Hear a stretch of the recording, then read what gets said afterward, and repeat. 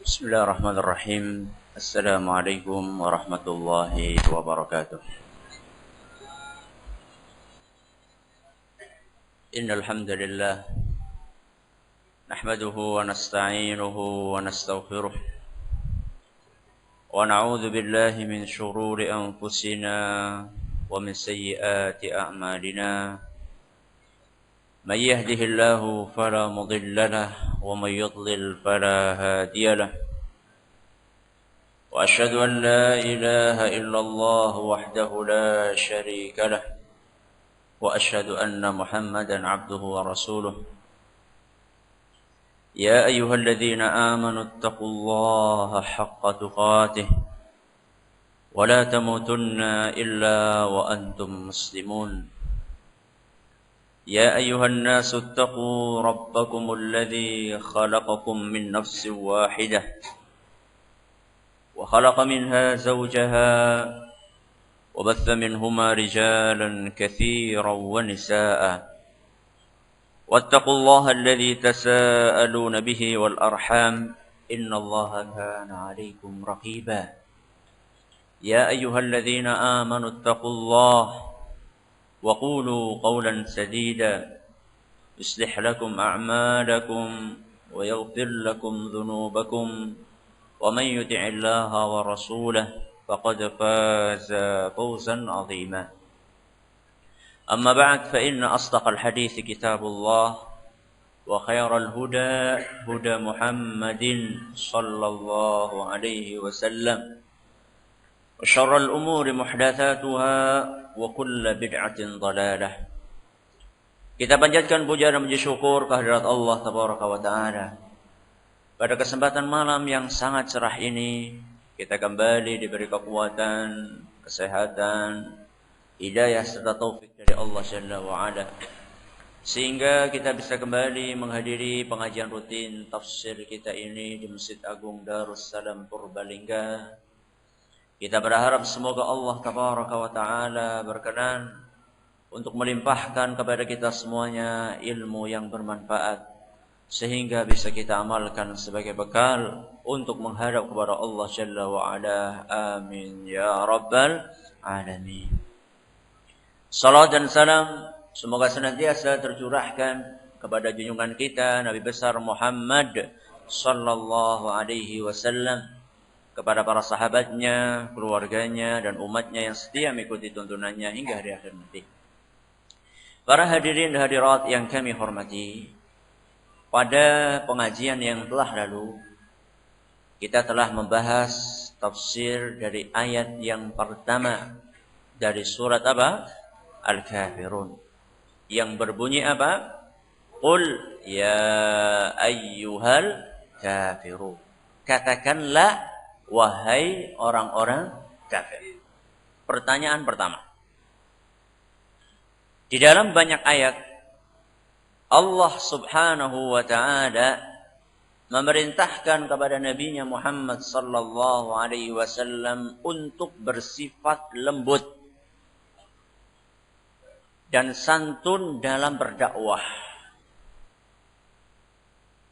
Mengapa di dalam awal surat Al-Kafirun ini Nabi kita Muhammad sallallahu alaihi wasallam mengucapkan dan memanggil kaumnya dengan al-kafirun.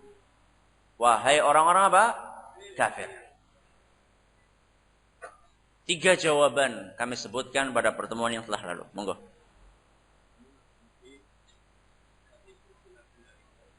Iya. Ya.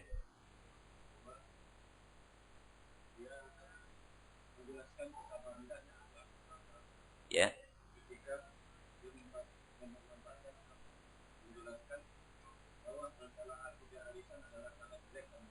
Ya, bagus. Monggo, silakan. Pertanyaan berikutnya yang kedua adalah ayyuhal kafirun. Orang-orang apa? Kafir. Secara garis besar orang kafir dibagi menjadi 2. Sebutkan 2 jenis orang kafir beserta contoh-contohnya. Ya. Ya. Ya, bagus.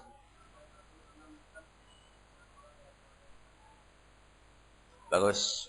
Silahkan.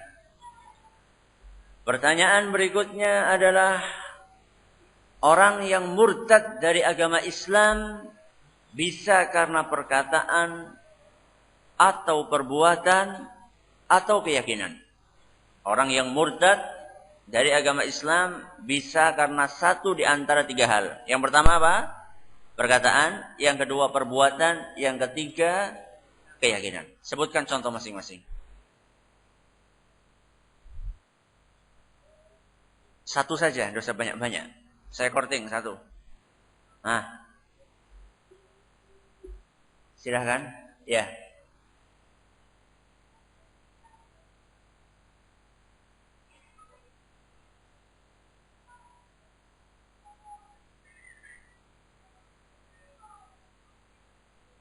Ya. Agak keras sedikit.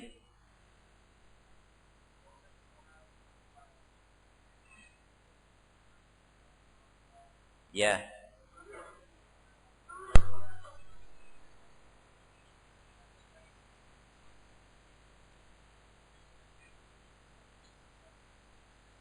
Yang ketiga apa? Bagus. Silakan. Pertanyaan yang terakhir. Tidak setiap orang yang terjerumus kepada kemusyrikan atau kekufuran langsung bisa divonis apa? Musyrik atau kafir. Tidak setiap orang yang melakukan kemusyrikan atau kekafiran langsung bisa divonis musyrik atau apa? Kafir. Sebutkan satu dalil saja yang menunjukkan itu. Sebutkan satu dalil saja yang menunjukkan hal tersebut. Dari tadi kita cuma satu-satu loh. Nah, satu saja dalilnya.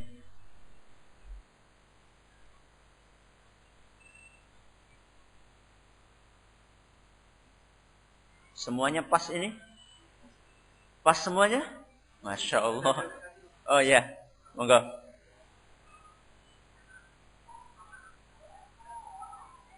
Kisah siapa?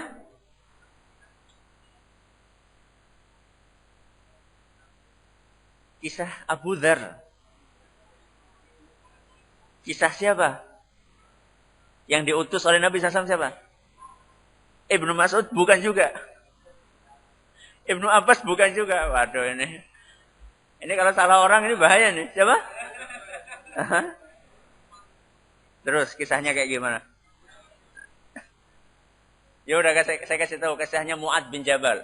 Iya, terus gimana? Syam, iya.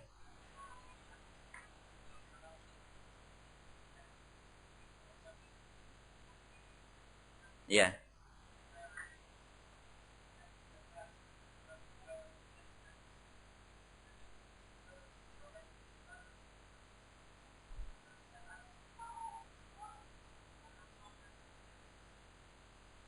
Dan Nabi SAW tidak apa? Tidak mengkafirkan Mu'ad bin Jabal. Bagus. Diingat-ingat namanya ya. Mu'ad bin Jabal. Ya. Kalau perlu nanti putranya jenengan dinamakan Mu'ad. Enggak apa-apa. Oh putri. Yang kedua insya Allah. Tapi bukan Mu'ad bin Jabal. Nanti Mu'ad bin siapa gitu ya. Nah, namanya siapa? Kalau namanya Solihin ya Mu'ad bin Solihin gitu. Sekarang kita akan masuki tafsir dari ayat yang kedua. Para hadirin hadirat yang kami hormati dan segenap pendengar Radio Roja di Jakarta, Bandung, Lampung dan sekitarnya, juga para pendengar Radio As-Sunnah FM di Cirebon dan para pendengar radio yang lainnya yang kami hormati dimanapun Anda berada. Kita akan memasuki ayat yang kedua yang berbunyi apa? La a'budu ma ta'budun. La a'budu ma ta'budun. Artinya apa? Aku tidak akan apa? Menyembah. Ma ta'budun. Apa yang kalian sembah. Siapa kalian? Orang-orang kafir. Orang-orang musyrikin Quraisy. Jadi Nabi SAW berkata, manakala mendapatkan penawaran untuk melakukan arisan keyakinan dari sebagian orang-orang musyrikin Quraisy, maka Nabi kita Muhammad sallallahu alaihi wasallam menjawab dengan tegas, dengan terang-terangan di hadapan umum dengan perintah Allah Subhanahu wa taala, la a'budu ma ta'budun. Aku tidak akan menyembah apa yang kalian sembah. Ayat ini sebagaimana diisyaratkan oleh Imam Ibnu Katsir menjelaskan tentang dua prinsip dasar yang harus dilakukan oleh seorang muslim. Berapa prinsip? Dua. Prinsip yang pertama adalah seorang muslim tidak boleh menyembah sesembahannya orang musyrik. Ini prinsip yang pertama. Seorang muslim tidak boleh apa? Menyembah sesembahannya orang apa? Musyrik. Prinsip yang kedua, seorang muslim tidak boleh mengikuti tata cara peribadahannya siapa? Orang-orang musyrik. Dua prinsip dasar disyarat oleh Imam Ibnu Katsir dalam tafsirnya. Yang pertama, seorang muslim tidak boleh menyembah sesembahannya orang musyrik. Dan prinsip dasar yang kedua, manakala seorang muslim akan beribadah, maka dia tidak boleh mengikuti tata cara peribadatan orang-orang apa? Musyrik. Terus gimana seorang muslim seharusnya? Seorang muslim seharusnya satu, dia hanya menyembah siapa? Allah. Yang kedua, dengan tata cara yang diajarkan oleh Allah dan Rasulnya sallallahu alaihi wasallam. Dan inilah dua syarat diterimanya apa? Amalan. Yang pertama apa? Ikhlas. Yang kedua apa? Sesuai dengan tuntunan siapa? Rasulullah sallallahu alaihi wasallam. Prinsip yang pertama. Kita tidak boleh menyembah sesembahannya kaum musyrikin. Apa sih sesembahannya kaum musyrikin? Selain Allah. Tidak setiap selain Allah disembah oleh musyrikin Quraisy. Onta enggak disembah sama mereka. Patung terus batu terus batu apa? Hah? Macam-macam, ada batu giok, ada batu apa? Batu yang mana nih yang disembah nih? Hah? Batu keramat, ya, patung. Berapa yang mereka sembah? Berhalanya berapa? Banyak. Sampai-sampai ketika Nabi sallallahu alaihi wasallam menaklukkan kota Mekah sebagaimana diisyaratkan dalam surat apa? An-Nasr, idza jaa nasrullahi wal fath. Masih ingat cerita tentang bagaimana Nabi SAW menaklukkan kota Mekah dan bagaimana kondisi Ka'bah saat itu? Apa yang ada di sekeliling Ka'bah? Berapa? 360 berhala. Di sekeliling apa? Ka'bah. Bisa dibayangkan bagaimana tempat kiblatnya kaum muslimin dikotori dengan berhala-berhala. Dan juga yang kotor juga mereka kalau malam-malam tawaf, mereka tawaf dalam keadaan apa? Tidak memakai selembar benang pun. Jadi kotor dari segala sisinya. Dari sisi paganisme, berhala yang ada di sekeliling Ka'bah, dan juga dari cara mereka beribadah. Mereka punya 360 patung. Apa enggak capek mereka? Semuanya disembah sama mereka? Gonta-ganti. Gonta-ganti pasangan berarti ini. Betul. Apa yang disebutkan betul. Kata Imam Al-Qurtubi dalam tafsirnya, konon orang-orang musyrikin Quraisy, mereka itu kalau menyembah satu patung, kadang-kadang mereka bosan. Apa? Bosan. Akhirnya apa? Digeser. Nyari patung yang lainnya. Sudah, geser, kemudian dia menyembah patung yang lainnya. Nanti lama-lama bosan lagi. Akhirnya ngambil patung yang keberapa? Yang ketiga. Setelah mereka menyembah patung yang ketiga ini, mereka lagi berjalan-jalan di mana gitu. Tahu-tahu mereka nemu batu. Nemu apa? Batu. Wah, ini kayaknya batunya apa? Bagus ini. Kayak ponari ya. Kayak apa? Kayak ponari. Nemu batu ya. Mereka temu batu ini. Wah, ini kayaknya batunya ini wingit ini. Ini batunya mungkin kiriman dari langit ini. Meteor ya. Kiriman dari petir ya. Wah, akhirnya mereka kagum dengan batu ini. Patung yang ketiga apa? Geser. Ganti apa? Ganti batu. Jadi orang-orang musyrikin Quraisy mereka punya hobi apa? Gonta-ganti apa? Tuhan. Bukan gonta-ganti pasangan ya. Gonta-ganti apa? Tuhan. Makanya Nabi kita Muhammad SAW dilarang. Oleh siapa? Oleh Allah untuk menyembah apa? Sesembahannya siapa? Orang-orang musyrikin. Kenapa? Nanti tiap hari kita ganti apa? Ganti Tuhan. Ya. Kalau kita mengikuti perilakunya orang-orang musyrikin, maka setiap hari kita akan ganti Tuhan. Jadi perilaku gonta-ganti Tuhan, gonta-ganti sesembahan, itu adalah perilakunya orang-orang apa? Musyrik. Jadi, kalau ada di antara kaum muslimin, kalau ada di antara kaum muslimin yang punya hobi serupa, punya hobi apa? Gonta-ganti apa? Sesembahan. Berarti dia sedang memfotokopi perilakunya siapa? Orang-orang apa? Musyrikin. Loh, apa ada Ustaz? Ustaz ini bercanda. Masa orang Islam gonta-ganti apa? Tuhan. Ada enggak? Apa iyalah. Siapa jajal?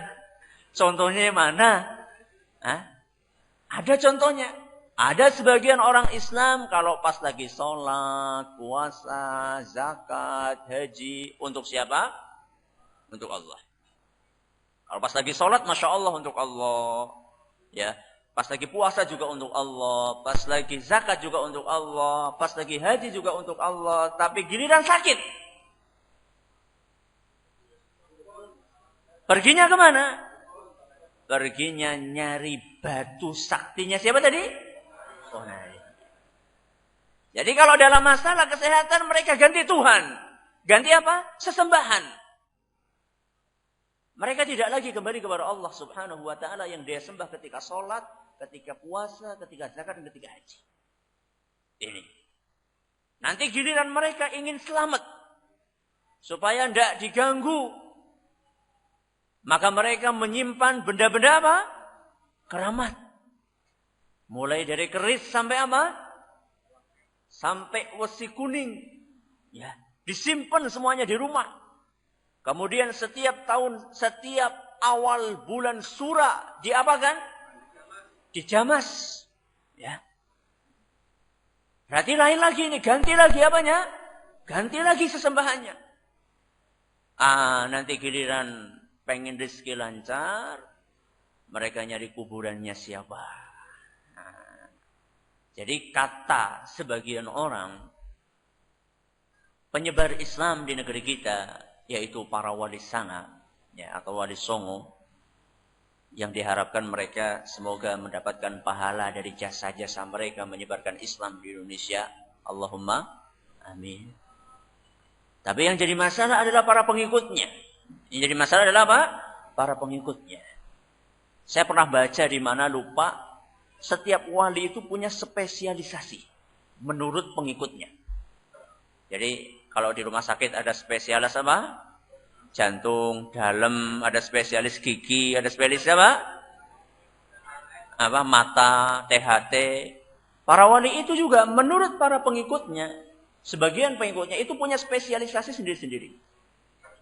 Kalau yang pengen rezekinya lancar berarti ke wali siapa? Saya lupa sekarang. Tadi saya cari-cari di buku mana saya lupa, belum ketemu. Ya.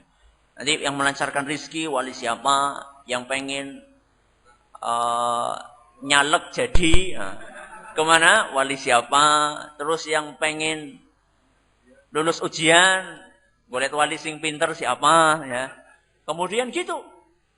Makanya menurut mereka jangan sampai salah. Misalnya pengen naik jabatan, malah perginya ke wali yang spesialisasinya bisa mencarikan istri.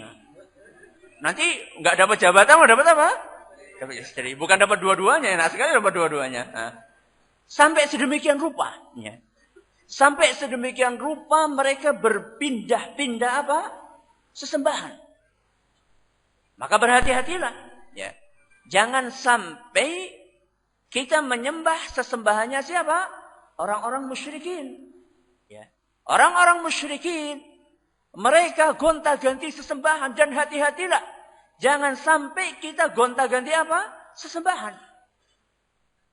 Loh, Ustaz, kadang-kadang ada sebagian orang yang demen untuk mengkultuskan kuburan atau mengagungkan makam-makam keramat. Kadang-kadang ada di antara mereka yang ketika kita nasihati, Mas, jenengan itu kalau seperti ini kayak perilakunya orang-orang apa? Musyrikin. Dia bisa naik pitam. Loh, kamu itu masa orang Islam disamakan kayak orang apa? Musyrik. Orang-orang musyrik kan yang disembah apa? Patung, berhala. Loh, kami kan tidak nyembah patung. Kami kan datang ke mana? Ke kuburan para wali. Masa para wali disamakan dengan apa? Dengan patung. Pernah nggak dengar kayak gini? Sering. Jawabnya gimana? Loh, nggak tahu. Katanya sering dengar. Jawabnya gimana? Ini sering ya. Ini sering dilontarkan oleh sebagian orang. Bahkan dibukukan. Bahkan apa? Dibukukan. Ada orang-orang yang berusaha untuk melindungi perilaku-perilaku kesyirikan. Mereka mempertahankan diri dengan cara seperti itu. Dengan cara mengatakan bahwasanya apa ayat-ayat yang berbicara dalam Al-Quran. Itu adalah berbicara tentang orang-orang musyrikin yang menyembah apa? Berhala. Kami tidak beda kami. Kami hanya tawassul. Ya. Kami hanya tawassul. Menjadikan para wali tersebut sebagai wasilah. Sebagai perantara antara kami dengan siapa? Dengan Allah subhanahu wa ta'ala. Jadi beda dong. Jangan samakan kami dengan siapa? Dengan orang-orang musyrik. Gimana jawabnya?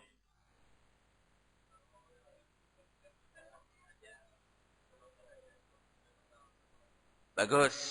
Jawaban yang pertama. Jawaban yang kedua. Tadi apa? Belakang? Apa? Masa bodoh? Orang dakwah itu harus sabar. Ya? Jangan apa? Laporan. Ngono musyrik ya musyrik. Jangan kayak gitu. Sebagai seorang yang ingin umat ini selamat dunia akhirat, kita harus sabar. Ya. Harus sabar menghadapi orang-orang yang seperti itu. Karena bisa jadi mereka memang belum apa? Belum tahu. Loh banyak loh di antara mereka yang ketika tahu mereka apa? Tobat.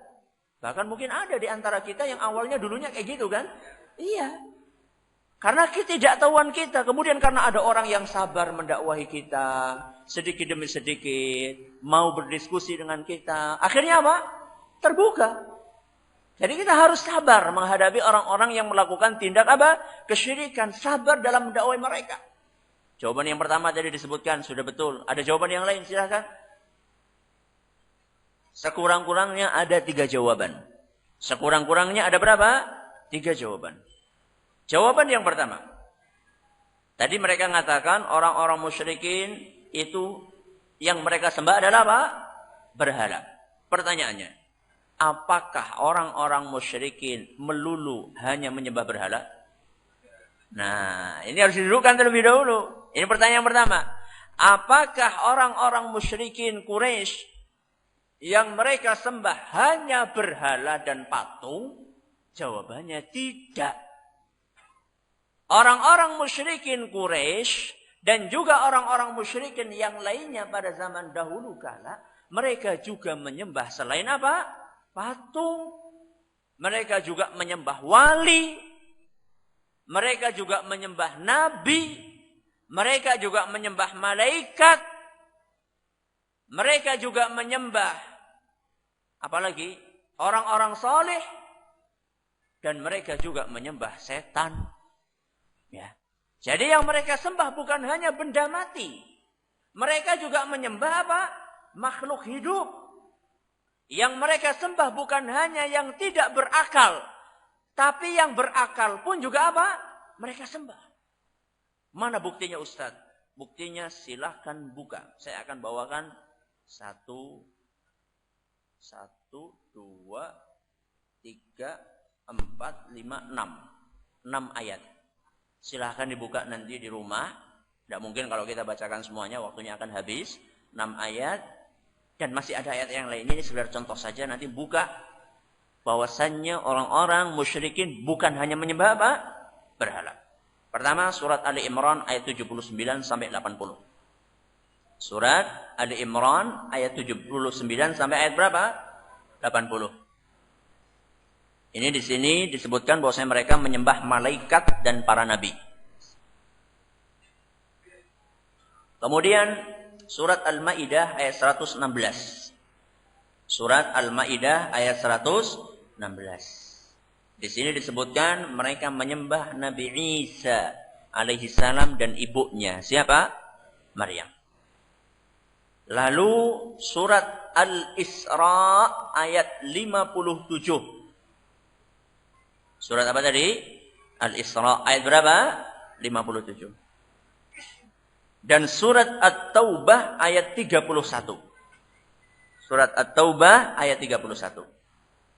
Di dalam 2 ayat ini disebutkan bahwasanya orang-orang musyrikin menyembah malaikat, nabi dan orang-orang saleh. Kemudian berikutnya dalam surat Saba. Surat apa? Saba. Ayat 40 sampai 41. Dan surat Al-Jin ayat 6. Surat apa? Al-Jin ayat 6. Dalam 2 surat ini, 2 ayat ini disebutkan bahwasanya mereka menyembah malaikat dan jin. Malaikat dan apa? Jin. Jin itu makhluk hidup atau benda mati? Hidup. Buktinya bisa apa? Buktinya bisa mati. Nah, kalau tidak bisa mati ya bukan makhluk apa? Hidup. Kemudian yang terakhir surat An-Nahl ayat 100. Surat An-Nahl ayat berapa? 100. Di sini Allah menyatakan bahwasanya orang-orang musyrikin menyembah setan. Makanya kata Fakhruddin Ar-Razi, salah seorang ulama madhab Syafi'i, dalam tafsirnya beliau menyatakan bahwasanya sesembahnya orang musyrikin itu secara garis besar bisa dibagi menjadi berapa? Menjadi berapa? 2. Yang pertama apa? Yang pertama adalah sesembahan yang berakal. Sesembahan yang apa? Berakal. Seperti siapa? Tadi Nabi, kemudian siapa? Orang soleh dan seterusnya. Kemudian yang kedua, sesembahan yang apa? Tidak berakal. Seperti apa? Seperti berhala. Ini kesimpulan dari Ar-Razi. Ini jawaban yang apa? Yang pertama. Jawaban yang kedua. Katakanlah sudah kita terima alasan mereka. Bahwasanya yang disembah oleh orang-orang musyrikin Quraisy adalah berhala tok. Ya, katakanlah kita terima, ya sudahlah. Ora apa-apalah. Aku ngalah wis. Sekarang kita tanya.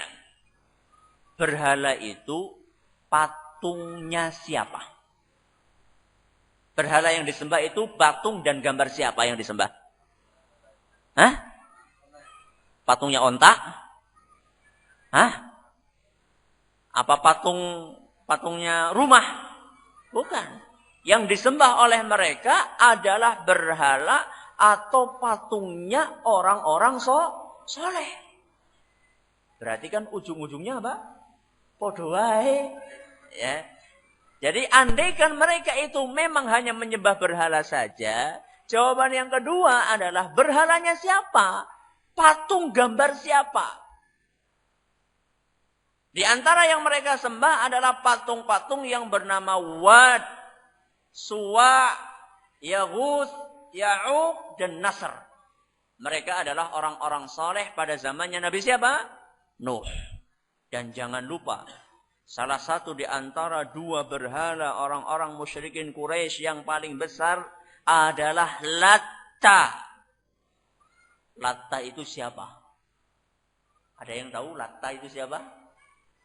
Hah? Latta, ada yang tahu? Bagus. Latta itu adalah orang yang sangat dermawan. Kalau ada para jamaah haji datang, dia suka buat apa? Minuman. Buat jamaah haji dan gratis. Ya, bukan jualan minuman. Dia bikin minuman apa? Dibagi-bagikan kepada jamaah haji. Sangat dermawan. Akhirnya untuk mengenang jasanya siapa? Latta, dibuatlah apa? Patung. Lama-lama apa? Disembah. Hati-hati. Ya. Niatnya mungkin awalnya bukan untuk apa? Disembah. Tapi lama-lama bisa apa? Disembah. Contohnya kayak Latta ini. Dan juga orang-orang saleh pada zaman Nabi Nuh alaihissalam. Yang tadi saya sebutkan namanya siapa aja?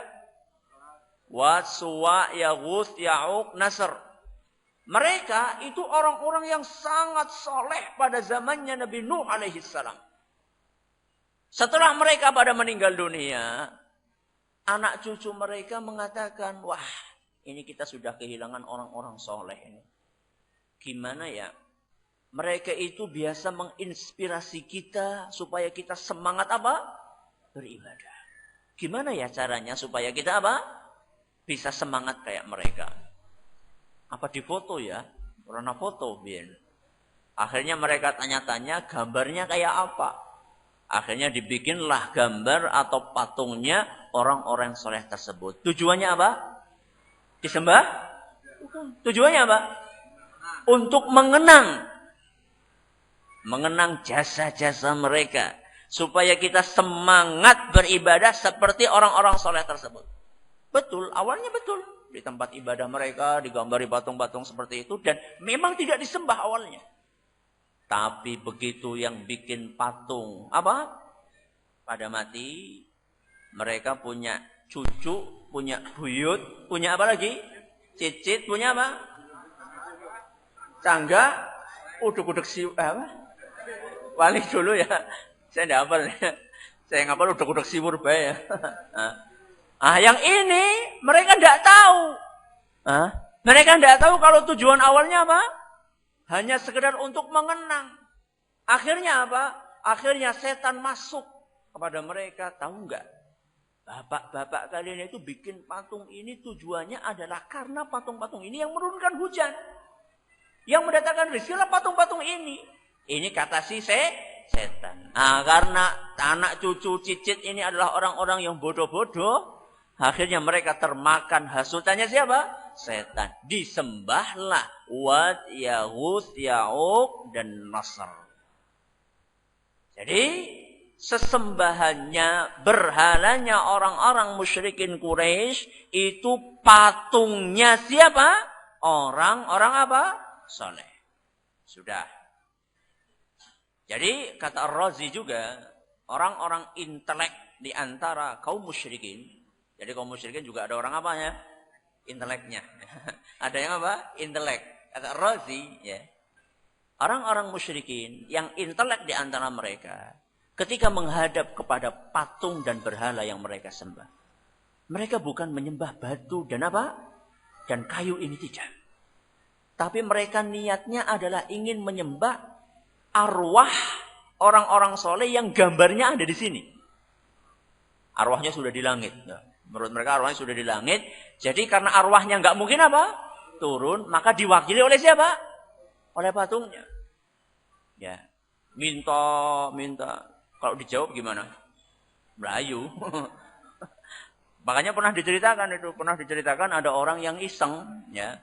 Jadi ngomong-ngomong gini. Minta kemudian ada orang di balik itu apa? Menjawab. Wah senang sekali ya Allah dijawab alhamdulillah. Bukan alhamdulillah ya. Syukur dijawab gitu. Maka hati-hati ya, hati-hati. Bisa jadi kalau ada orang di kuburan ya, kemudian minta-minta kepada orang yang dikubur, kemudian ada jawaban, minta ya Allah, saya mbah saya minta nomornya. Tahu-tahu di situ nyebutkan apa? Nomornya 1 2 3 4 5 padane. Nanti jangan ada yang masang ya dengan nomor itu ya. Misalnya nomornya 1, 2, 3, 4, 5. Wah, alhamdulillah. Baik ngewe nomor. Ternyata di balik kuburan ada juru kuncinya yang ngomong seperti itu. Nah, hati-hati. Ya. Dan itu pernah dilakukan oleh orang-orang yang iseng pada zaman apa?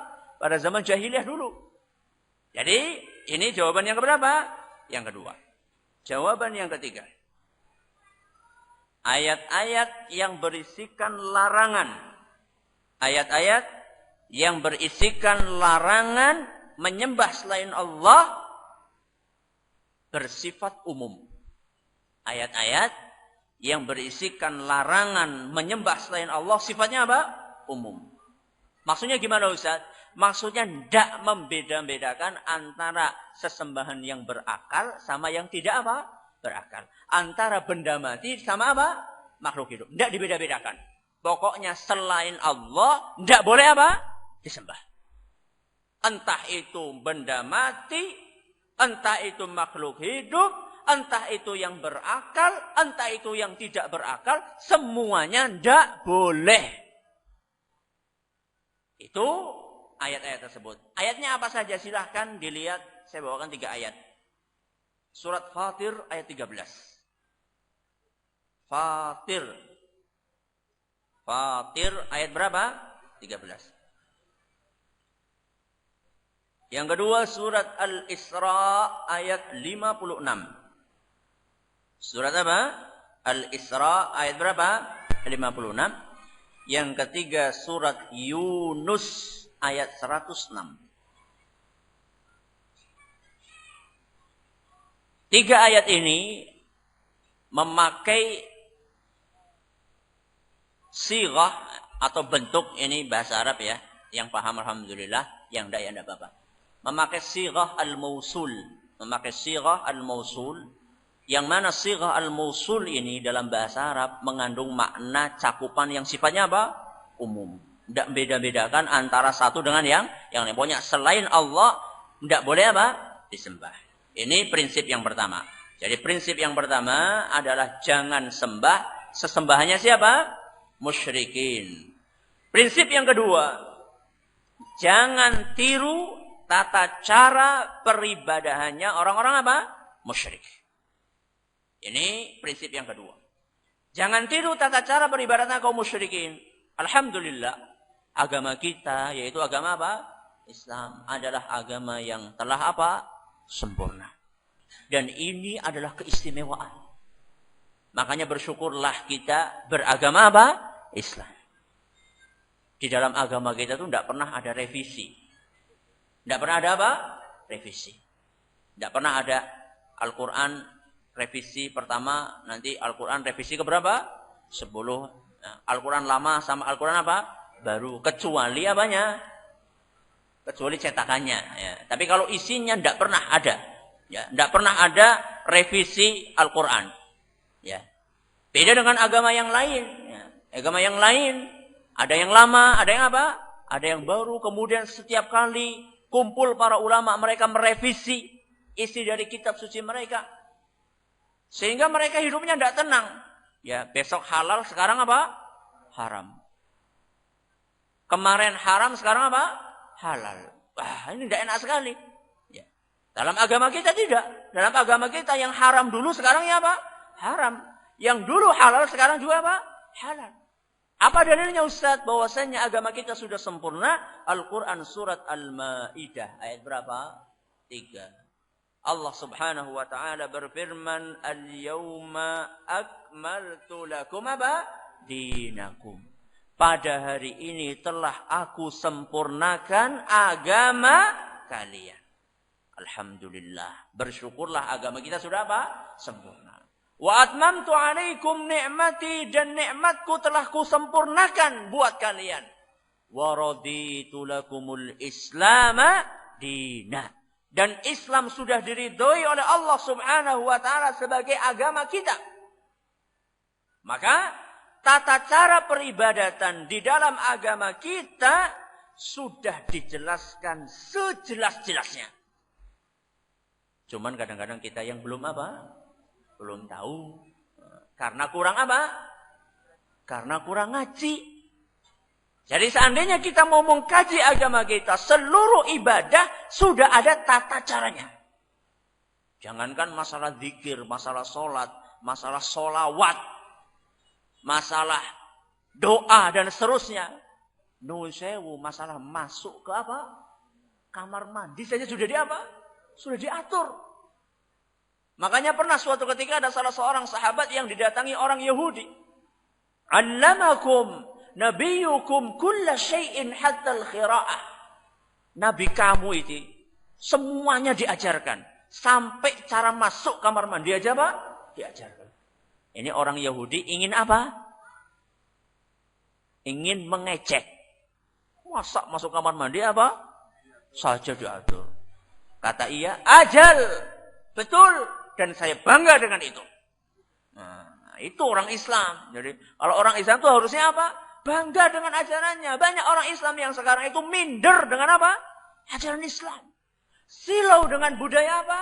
Barat. Orang Islam itu harus bangga. Harus punya izzah. Harus punya kebanggaan dengan agama yang dimilikinya. Dengan ajaran yang diajarkannya. Jangan minder. Begitulah para sahabat Nabi SAW. Iya betul. Nabi kita mengajarkan. Kalau kita mau beristinja. Maaf, mau cebok atau mau apa? Atau mau wawik itu gunakan pakai tangan apa? Kiri. Tidak boleh pakai tangan apa? Kanan. Malah sebutkan sama sahabat ini adabnya 1, 2, 3, 4, 5. Ya. Bukannya malah apa? Bukannya malah minder, tidak. Malah bangga dan sebutkan ini loh adab-adabnya. Dan ini menunjukkan bahwasanya ajaran Islam itu sudah apa? Sempurna. Tidak butuh kita mengadopsi ajaran apa? Agama lain. Dan tidak perlu kita niru-niru ajaran agama lain. Kenapa? Karena di dalam agama kita ajaran tata cara beribadah itu sudah sempurna dan tidak perlu ditambah-tambah serta tidak boleh dikurangi. Contohnya apa? Puasa. Contohnya apa? Puasa. Puasa di dalam agama kita sudah diajarkan pernak-pernik yang kaitannya dengan apa? Puasa. Mulai dari start sampai apa ya? Finishnya. Startnya mulai kapan? Mulai nek subuh kerainan kepriwe? Hah? Mulai terbitnya apa? Fajar.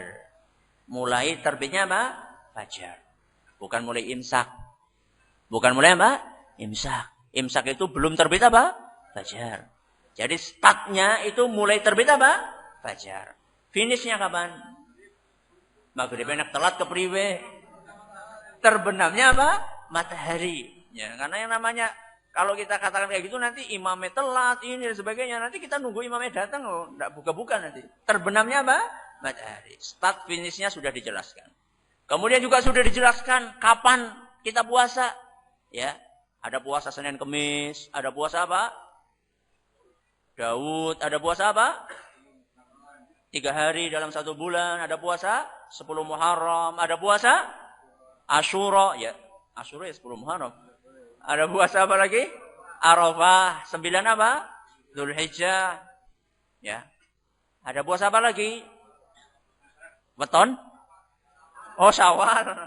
Puasa Syawal, ya. Tanggal 1 sampai 6 hari dalam bulan apa? Syawal.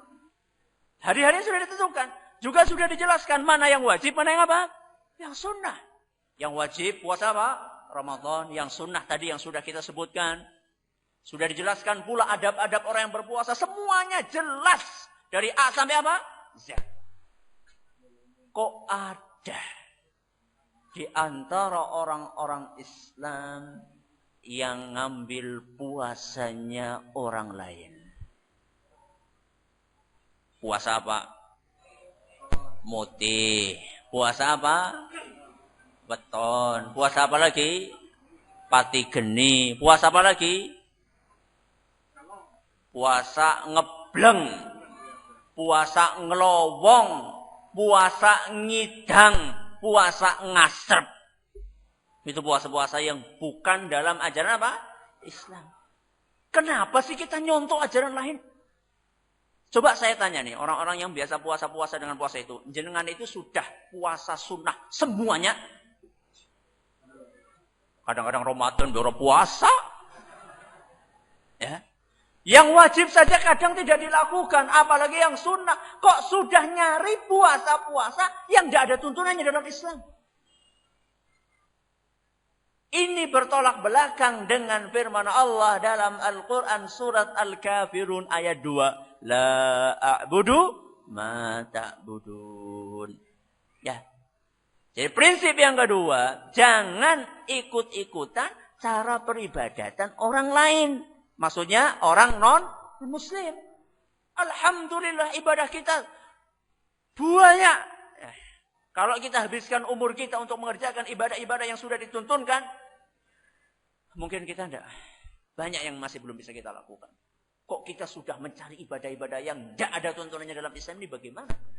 Apalagi fakta mengatakan bahwa mereka yang puasa-puasa tadi yang saya sebutkan, banyak di antara mereka tujuannya bukan lillahi ta'ala. Tapi apa tujuannya? Untuk mencari kesaktian dan ilmu kanuragan ben otot kawat balung wesi. Keringetnya wedang kopi jadi tambah lagi. Ya. Jadi dari tata caranya sudah tidak ada tuntunannya, tujuannya tidak ikhlas. Soleh apa aja? Tadi kan kita sudah jelaskan di depan, 2 syarat diterimanya amalan. Yang pertama ikhlas, yang kedua sesuai dengan apa? Tuntunan Nabi SAW. Ini ikhlas.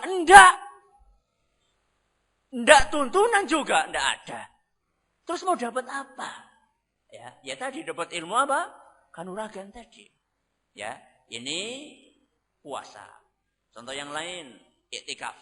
Contoh yang lain apa? Iktikaf. Di dalam Islam, yang namanya iktikaf, itu sudah jelas aturannya. Tempatnya di mana iktikaf? Di masjid. Ada adab-adabnya. Sudah jelas-jelas itikaf di masjid, orang-orang milih itikaf di tempat lain. Di mana? Kuburan. Sampai berhari-hari di kuburan. Ya. Bahkan ada yang habis, masya Allah. Ini juga termasuk apa? Termasuk tidak ada tuntunnya dalam apa? Islam. Dan iktikaf di tempat-tempat selain masjid, kuburan, gua, gunung, alas roban, alas apa baik. Itu kebiasaannya orang-orang jahiliyah. Sebagaimana dijelaskan oleh Imam Ibnu Jauzi, Ibnu Taimiyah, dan ulama yang lainnya. Terakhir pengumuman pengajian malam Kamis pekan depan libur. Ya, pengajian malam Kamis pekan depan libur karena saya akan mengajar di Jember insyaallah. Nanti masuk lagi tanggal 7. Tanggal 7 bulan apa?